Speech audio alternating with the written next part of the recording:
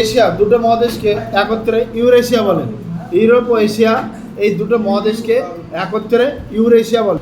ইউরোপের প্রধান নদী আল্পস, এই প্রধান পর্বত আল্পস, প্রধান নদী হচ্ছে রাইন আর দানিউব।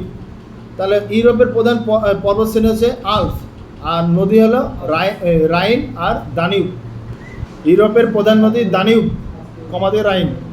আর এশিয়া মহাদেশের প্রধান পর্বতশ্রেণী কি? হিমালয়। হিমালয়ের প্রধান পর্বতশ্রেণী। এশিয়া মহাদেশের প্রধান নদী ইয়াংসি থাকে, ইয়াংজে থাকে অপশানে, অনেক অপশান থাকে, ইয়াংজে, ইয়াংসিকিয়াং। অন্যান্য হচ্ছে ভলগা ও ইনিসি। এশিয়া হচ্ছে বৃহত্তম মহাদেশ। দক্ষিণ আমেরিকা যদি আমরা দেখি, দক্ষিণ আমেরিকা মহাদেশের বৃহত্তম নদীর নাম আমাজন। দক্ষিণ আমেরিকা মহাদেশ, এটা পৃথিবীর বৃহত্তম নদী আমাজন। আর দক্ষিণ আমেরিকা মহাদেশের শুষ্কতম শীতল মরুভূমির নাম হচ্ছে প্যাটাগোনিয়া হচ্ছে শুষ্কতম শীতল মরুভূমি। আর প্রধান নদীর নাম কি? এই প্রধান পর্বতশ্রেণী কি? আন্দিজ। দক্ষিণ আমেরিকার প্রধান পর্বতশ্রেণী আন্দিজ। দ্বিতীয় বৃহত্তম মহাদেশ কি? আফ্রিকা। দ্বিতীয় বৃহত্তম মহাদেশ আফ্রিকা। আর এই মহাদেশের বৃহত্তম উষ্ণতম মরুভূমির নাম কি? সাহারা। বৃহত্তম উষ্ণতম মরুভূমি হচ্ছে সাহারা। আর পৃথিবীর দীর্ঘতম নদী নীলনদ, আফ্রিকা মহাদেশে অবস্থিত।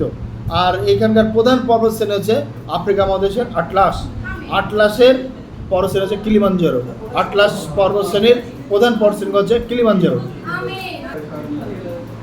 তাহলে প্রধান পর্বতশ্রেণী আটলাস হলো। এবার ক্ষুদ্রতম মহাদেশ লিখো, ক্ষুদ্রতম মহাদেশ ওশেনিয়া। প্রধান পর্বতশ্রেণী গ্রেট ডিভাইডিং রেঞ্জ। প্রধান নদী মারে, ডার্লিং। অস্ট্রেলিয়া, নিউজিল্যান্ড অনেকগুলো দ্বীপপুঞ্জ নিয়ে গঠিত। ক্ষুদ্রতম মহাসাগর সুমেরু মহাসাগর। ক্ষুদ্রতম মহাসাগর সুমেরু মহাসাগর। বৃহত্তম মহাসাগর প্রশান্ত মহাসাগর। জল, স্থল, বাতাসে ছড়িয়ে থাকা 35,000 প্রজাতির উদ্ভিদ, 15 লক্ষ প্রজাতির প্রাণী নিয়ে তৈরি হয়েছে পৃথিবীর জীবমণ্ডল। আন্টার্কটিকার আরেক নাম সাদা মহাদেশ। আন্টার্কটিকার জীবন্ত আগ্নেয়গিরির নাম হচ্ছে মাউন্ট এরেবাস। আর আন্টার্কটিকার সর্বোচ্চ শৃঙ্গের নাম হচ্ছে ভিনসন ম্যাসিভ। আর আন্টার্কটিকার অর্থাৎ পৃথিবীর দীর্ঘতম হিমবাহ হলো ল্যাম্বার্ট হিমবাহ। তাহলে আন্টার্কটিকার সর্বোচ্চ শৃঙ্গ হচ্ছে ভিনসন ম্যাসিভ, 4892 মিটার। আর আন্টার্কটিকার মহাদেশে অবস্থিত পৃথিবীর দীর্ঘতম হিমবাহ হচ্ছে ল্যাম্বার্ট। পৃথিবীর শীতলতম স্থান রাশিয়ার ভস্টক, রাশিয়ার গবেষণা কেন্দ্র ভস্টক। সর্বনিম্ন তাপমাত্রা -89.2 ডিগ্রি। আন্টার্কটিকা মহাদেশের মে থেকে আগস্ট মাস পর্যন্ত মেরুজ্যোতি দেখা যায় বা আলোর ছটা দেখা যায়। আন্টার্কটিকার একমাত্র স্থায়ী বাসিন্দা পেঙ্গুইন পাখি। তার প্রধান খাদ্য হচ্ছে মাছ আর krill পেঙ্গুইনদের। আর এম্পেরার পেঙ্গুইন সব থেকে বড় হয়।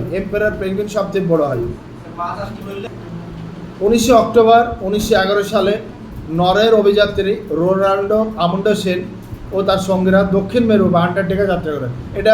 এটা তোমার এই স্ট্র্যাটেজিকও আছে যে প্রথম দক্ষিণ মেরুতে কে পৌঁছান? রোনাল্ডো আমুন্ডসেন 1911 সালে 19 অক্টোবর এবং 14 ডিসেম্বর 1911 সালে তারাই প্রথম পৃথিবীর দক্ষিণ মেরুতে পৌঁছান। ওই রোনাল্ডো আমুন্ডসেনই দক্ষিণ মেরুতে পৌঁছান প্রথম।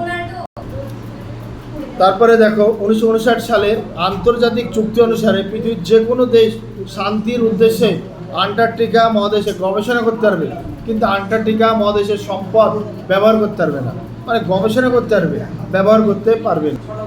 এটা এবার যেটা বলছি, এটা পরীক্ষা একবার পড়েছিল চাকরির পরীক্ষায়। 9 জানুয়ারি 1982 সাল প্রথম ভারতীয় অভিযাত্রী দল আন্টার্কটিকা মহাদেশে পৌঁছায় এবং ভারতের প্রথম গবেষণা কেন্দ্রের নাম মৈত্রী। এই ভারতের প্রথম গবেষণা কেন্দ্রের নাম দক্ষিণ গঙ্গোত্রী, আর একটা হচ্ছে মৈত্রী। পরে ভারত আন্টার্কটিকা মহাদেশে ভারতের প্রথম গবেষণা কেন্দ্রের নাম দক্ষিণ গঙ্গোত্রী। 1988 সালে, তারপরে 6 বছর পর 1988 সালে 26শে মার্চ ভারতের 8ম অভিযাত্রী দল দক্ষিণ গঙ্গোত্রী থেকে 77 কিলোমিটার দূরে মৈত্রী নামে আর একটি গবেষণা কেন্দ্র স্থাপন করে আন্টার্কটিকায়। প্রথম দক্ষিণ গঙ্গোত্রী, আর 6 বছর পরে মৈত্রী নামে আরেকটা গবেষণা কেন্দ্র স্থাপন করে। আন্টার্কটিকা অঞ্চলের বাসিন্দা পেঙ্গুইন, উত্তর মেরু অঞ্চলের বাসিন্দা মেরু ভালুক। তেমনি আন্টার্কটিকা হচ্ছে দক্ষিণ মেরু অঞ্চলের বাসিন্দা হচ্ছে পেঙ্গুইন, আর উত্তর মেরু অঞ্চলের প্রধান বাসিন্দা হচ্ছে মেরু ভালুক।